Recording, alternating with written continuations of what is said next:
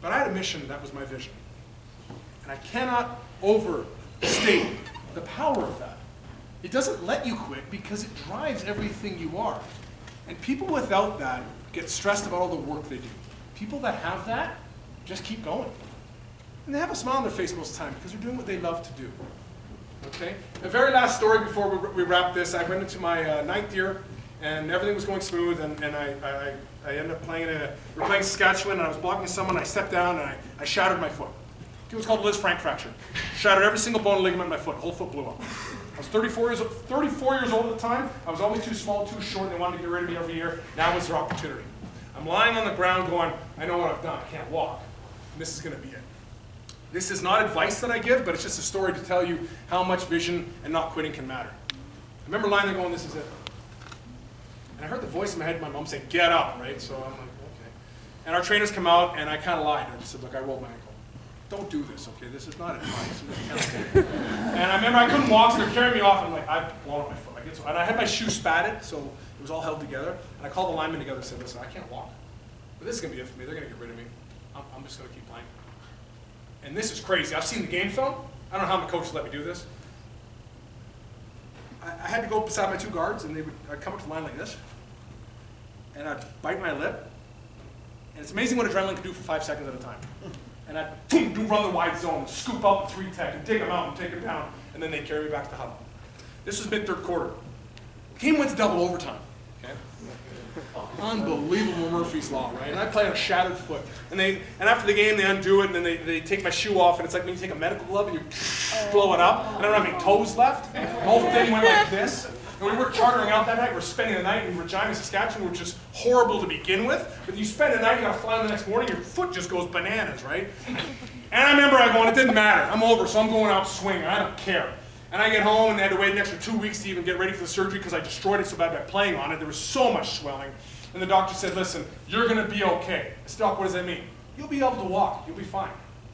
What about playing? He's laughing. Playing? No, you're going to have like a blocked foot. You'll be okay for life. There's no more football. Yeah, okay, whatever. I've heard this before, right? 34 years old and finished 10 years playing pro sports. Pro sports is an ugly business, too. They don't tell. It's kind of like the mafia. They're nice to you until they get rid of you, like 1 second. They don't really give you warning, right? So I got all off season now, and I'm stubbornly, I don't rehab, I just go. I'm training, I'm getting ready for the season. I didn't realize how bad it really looked. I couldn't bend my foot, because what they did was they took the screws this way and this way. So I had a stump. It didn't bend, so I was just running with a brick. You think you look good, but you look terrible. You have no clue. And about a week before training camp, my GM calls me and he says, Angus, listen, you can't run it. But this is what we're going to do to you because you've been so good to us. This is great to say that. We're going to make you back up this year. You're going to mentor the new kid, and then you'll retire at the end of the season. You're going to be on the team. Oh, and you got to take a 40% pay cut. Oh, that's nice. A week before training camp, they do that on purpose because every other team has locked up their players and their salary cap's done. So I can't leave. Because he knew there would another team that wanted me. They're smart. They left. They hedged. They know. Probably knew he was going to do it for months. Like the mafia. They know, right? I said, that's fine. I remember calling my parents, pissed off. And my dad goes, what can you do about this that will make a positive difference? Because I had all the media waiting outside. I mean, I'm a local hero. Played 10 years for my local team, won championships, and now they're screwing me over. Great opportunity to whine, complain. I remember sitting, and Wally Bono's the name of our GM. I remember looking at Wally. I said, that's fine, Wally. You have the power here to do this. I was smart enough to sign the contract and put in a clause that if I do end up playing, my bonuses would be more than 40% back. And he was happy to do it because he's like, you're never going to play. That's fine. I said, listen, I will not make a peep of this. I'm not going to cause problems. I'm going to be the best mentor you've ever seen. I'll be starting by week 3, just between you and me. And I hobbled my way out of it. And I kept my word. I was still a team captain. And I worked with the guy that was taking over. I was first to practice again. I worked hard on my craft that I had since I was 23 years old because I cared now. It was back to what mattered. And sometimes luck has a way of playing to those that work their butt off for it. Week 3, our guard blows out his knee. I remember sitting on the sidelines. They dress 7 linemen, 5 players. We're sitting there. It's me and a rookie. And I'm like, he's not going to put me in. He puts the rookie in. I'm going, this is nuts. I am never going to play. And I'm just like, whatever. I remember I didn't even know my helmet. I'm like, this is nuts. So the rookie goes in. 2 plays later, another guy blows his ankle. There's nobody left to put in. And for the first time in my life, I had no stress. I just stood there and I went like this to my What do I care? What are you going to do, cut me? I don't care. There's tremendous freedom when you get to that point in your life. Except I didn't know where my helmet went because I never thought I was going to get in. And I remember grabbing it and I hobble out there and I'm like, this is great. I am actually in a place now where this is just going to be enjoyable. The worst case scenario has already happened to me. Let's go play. I went and played. I got a league all-star. I re-signed to a new contract. We won this the next year. I was another league all-star. Team captain again, and I played another year, another league all-star. I got to the point by 2012 where Wally Buono said, Angus, he did this and he's never done this for another player. I'm going to let you tell me when you're done, because I'm sick of just trying to do this, because you just make me look foolish every time. And I signed one more deal in 2013, and then I had to get 3 discs taken on my back. It was my 11th surgery in my last 3 years. The body literally fell apart. I was 37 years old, and I remember going home to my wife and my family, and this is very important you know this. I said, I thought about it, and I've looked for the image. I've looked for the vision. It's not there anymore. This is not what I want to do anymore. That moment, I'm done. And I'm going to tell you, no matter what career you choose, and athlete's bad for this, but every other career just the same. You see people that keep doing it long past when this is what they really want to do anymore, for all the wrong reasons. And that's when they go grumpy in sports, that's when you get hurt, that's when things get bad. And I remember going, it's gone. Like I can't even fake it anymore. This is a different, I want to build a new picture. Time to do something else. And I could have signed another contract. This is not what I want to do. Why would I do this? Why do I waste one energy in my life and I'm done? I ticked every box. I can't even find the picture anymore. It's over. I was able to do something a lot of athletes couldn't do. I was able to go in and say, Coach, it's time for me to do something else in my life. It's been great, but I'm going to go build a new picture now. I want to go create something new. I don't want to fake this. I don't want to do this just because I can. I want to do what I want to do. And it's a powerful thing, and it comes back to, what is your vision? Because otherwise you're just going to do what other people tell you to do. And that's not fun. And I was able to retire, transition, and because I didn't make it because of my hardware, I made it because of the software, I could transfer that to the next image. And I could know what it was like to build a vision, to not quit on myself, ask for help and support, reach it out for all of that, and always work on what I can do. That formula works for anything. Works for your marriage, works for your career, works for your community. And that's the brilliant thing about being fortunate enough to not have the hardware. Because you learn how to make your life instead of someone just doing it for you because you were lucky. And it's a powerful message that's transferable, and that's why I can speak to anybody. Because my story is a football story, but it really doesn't make a difference. Because I didn't make it because I was a great athlete. It's made because that's what I chose. You could plug that into anything, and the story would probably be similar. It's going to be hard. You better believe in your vision. You better be able to express it in a level that we can paint what you're talking about and have every detail taken care of. And I tell you right now, the younger kids, it gets harder and harder. Because you don't have to play make-believe anymore, because technology gives you all the answers. So your brain doesn't have to work to build this as much.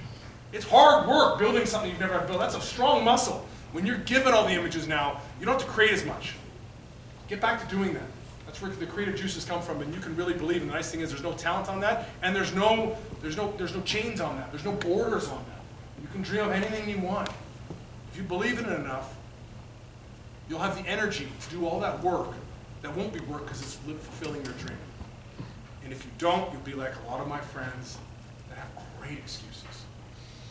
But deep down there's that void that they know they never gave what they really wanted a good enough shot. And that, I don't care how much money you end up having in life or how much your life looks great, if that is in you, that's a sad place to be. I don't want to see that for anybody. So I live in Vancouver. I got a 16-month-old boy. I want to make sure he's installed with that. And what I would do is I travel North America, and I'm on the road a lot because I was your age, and at 13, 14, 15, almost 16, I was lost. And I needed to know this stuff. And I figured it out on my own. I was a lucky one that had some support from family and figured it out. But I don't want anyone to have to go through life going, man, I wish I really got pushed, challenged to figure things out. So I come here to challenge you. The nice thing is you can change your vision, but have one. And it can grow and morph, and you can keep changing it, but have one. It's what will keep you going forward with a smile on your face. And it's a challenge to you right now because it's easy not to, it's easy to quit. It's easy to talk about things you would have done, but you never did it. It's hard to do the right thing, but I'm 40 years old now. I live my life with a smile on my face and confidence can do that again and again and again. I'm not intimidated by anyone else because it all comes from in here. And that is my challenge to you. So I will leave you with that message. Build your vision. There's no excuses for that. It costs $0. It takes no talent, and you can work on it at any time. Okay?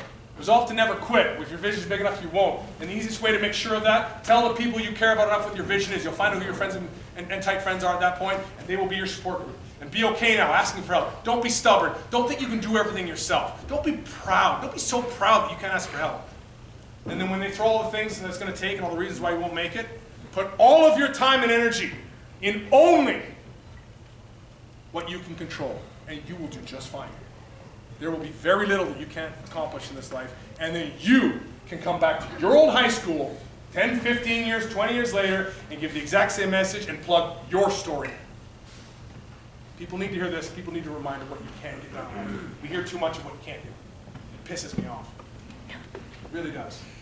You guys are capable of just about anything. And on that, I'm going to open up for questions, but I want to thank you for bringing me here. I mean, you guys are great. Look, this is a long way from home for me. It's a great way for me to meet more people and hopefully inspire a few and spread my story. And then the real goal for me is down the road to hear back these great success stories that have happened from this great school and this great town. You guys going off and doing amazing things that at one point you might not have believed was possible. And you made it happen. Accept the challenge? Yeah. That did not sound confident. Yeah. I'm going to send you back to class because we got to go home. But if you can't imagine, I'm very open and honest about everything. If there are any questions, and again, please, when somebody is speaking, give them the courtesy that you would want yourself of listening. You listen with your eyes, you listen with your ears, and you listen with your body. Actively listen. It's a fascinating skill that'll take you very far in life. Any questions? Don't come up afterwards because you don't have the guts to ask them in front of everyone else. That really annoys me. Yes? So after you completed your goal, Yes? did you already have one set in mind? Excellent question. Did I already have one set in mind? What people much smarter than me, which there's a lot of them out there, did when they were playing pro sports, they built their other career while they were playing. Okay, my issue was I wasn't good enough to take half of my day and do something else. I had to dedicate 24 hours a day to football. Okay? But what I did do was I said yes to every opportunity that was available to me. I never kept doors closed. So I was fortunate again, my last 3 seasons, I did a radio show, I did a TV show, and I wrote in the newspaper because they wanted me to do it. So I said yes, yes, yes, yes, I'll do it. And so I got to do a lot of speaking. And I did some corporate speaking, and I ended up speaking for a very large company that got me to introduce more people. And I knew I had options waiting for me, but I wasn't doing something on the side because I always saw it that I'm not good enough to not give 100% to what I'm doing. Where other people were, and it was good on them. You know, we had guys I was playing with that were, you know, they were stockbrokers, or they were realtors, or they'd open a burger restaurant in the city, and that's great. I had to do 100% football, but I knew I had opportunities, but I waited until I was done. I took about 3 months to sort of decompress, and I did. I'm not gonna lie to you. I was 37 years old. I told my wife, I'm gonna build my picture. I need some time. And I did it. And I sat and built my picture. Now I run, I'm in the business world back in Vancouver. I have a commercial insurance business, so we do a lot of company insurance work. I still do my radio show, I still do my TV show, and it still offers me opportunities to come speak, because honestly, this gives me energy. Like this keeps me fired up, right? So I've been fortunate to build my life because of the opportunities football gave me, but I tell every football player this. I play with a lot of guys that they think they're really something special, right? They really do. And, you know, hey, you want to come to this corporate sponsor at 7:30 on Tuesday morning? How much you paying me? How about you go and meet this CEO that's excited to meet you, and you get his business card, and you bring something for his son? And I did all that stuff, right? I was the guy, yes, I'll go, yes, I'll go, yes, I'll go. So I knew I had opportunities where the other guys say, no, and then they retire, and they're like, hey, how come no one's giving me a career? It's like, what did you ever do for them, right? So when you get opportunities, like, take them. Explore every door, see what's through there, right? Be good to everybody. Give to people, and then when you're done, you're going to have a network of people that are more than happy to help you and do whatever they can to see you succeed, because you're a person they want to be around. So I did all that. I knew I had opportunities. I was fortunate enough to take a little bit of time when I was done. I mean, I had multiple body parts to get rebuilt, which was a bit of a disaster. But and then I've moved on. And I made a personal decision to get out of football. I had an opportunity to stay involved in the club. This is me. Football people get mad at me when I say this. I played 13 years pro. I was worried that was going to be the easy solution for me to stay in the club. I'll do community service, I'll go around. I want to go where no one knows me to prove what I just told you today works again. I wanted to go be a nobody again. I wanted to go in the business world where I was a nothing rookie practice roster and work my way up to say, I can build my own life. I don't need to hang on to old glory and get a paycheck because of stuff I used to do. I didn't want to do that. So I told my wife, let's get out of it for a while. I can go be successful in 5, 6, 7 years. And if I want to go back to football, it's not because I have to, it's because I want to. And I can prove to myself I can do more than just play football. And so I'm working at that now, building my business, being proud of what I'm doing, and proving to myself that, one, what I'm talking to you today works again and again, and two, that I can actually do it. And it's nice to actually talk about a few other things than scooping the backside mic off a 3-tech on a whip technique and all that. It's different language, right? It's kind of nice talking another language I spoke of. You guys are clapping. Is everybody done? Is there one other one before everyone goes back to class? Oh, wait. Yeah. What did you say? Oh, I just have a question. Yes. Like, how did you distract yourself from all the people who were like, no, you can't do it, you're too weak? How did I blah, distract blah. myself from all the people that said, no, you can't do it, you're too weak? What I did was, and this is another good little thing. I'm a big mouth, and I tell everyone what I'm going to do. So I found out really quick who's on my team and who's not. I just hung around people that are on my team. You know what else I did? It kept me away from all peer pressure. Everyone knew what I'm about, because I'm a big mouth. So everyone that's scared to put up, I'm the guy, I don't care. I want to be a fire truck, go ahead and laugh at me. I don't care. So all of a sudden you knew what I'm doing. So why bother bugging me with peer pressure? This is what I do.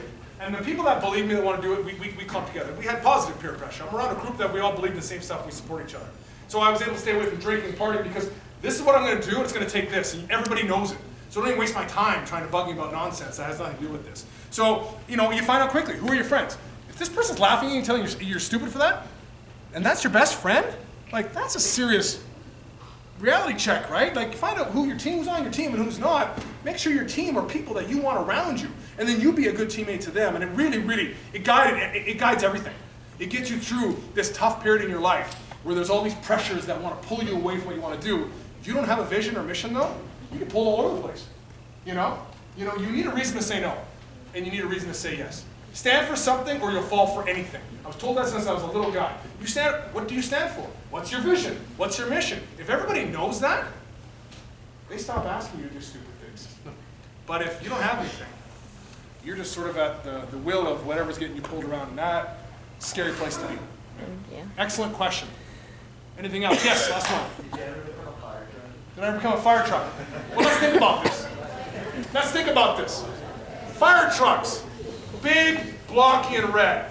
I played about 312 pounds. I'll block you. My face, you add that much weight, I was bright red. The fire trucks do, they come and kind of help people, right? What offensive line we kind of drive around and guys get out of the way and you kind of help people. It's kind of like, I talk about one of my brothers, he wanted to be a superhero. What a dumb dream. Well, he's in internal medicine right now. What do superheroes do? They save lives. The guy saves lives. Like, when you're 3 years old, what you envision is who you want to be, you find another way to get that done. I'm not an actual fire truck per se, but somewhere deep down, I'm a big, strong guy that was there to help people. Kind of similar in that regards, right? And that's why, if it seems kind of goofy in the beginning, you'll figure it out and hone it down to what makes sense later on. Last one. I got this in a Cracker Jack box. Yeah, this is a Grey Cup Championship ring. I have 2 of these at home. Yeah, well, I have 1 at home. I have 1 here, 1 at home. I have 1 here. They're kind of nice. But it puts my name on it, so you can't steal it and sell it. So you build them custom. So it's worthless to you. You have a question or you want the ring? That's what you want, right? Put your hand down. You got one last thing we got to do. How much did I make on my first contract? Canadian Football League, okay? You play for the love of the game in Canada, I'll tell you right now. Money's much better now. My rookie contract would have been 2001, so what is that? 16 years ago now. You know how much my rookie contract is for? No. $53,000. Times have changed for the better, but don't put too many zeros on that. Yeah. All right? Everybody back to class. Have a great weekend.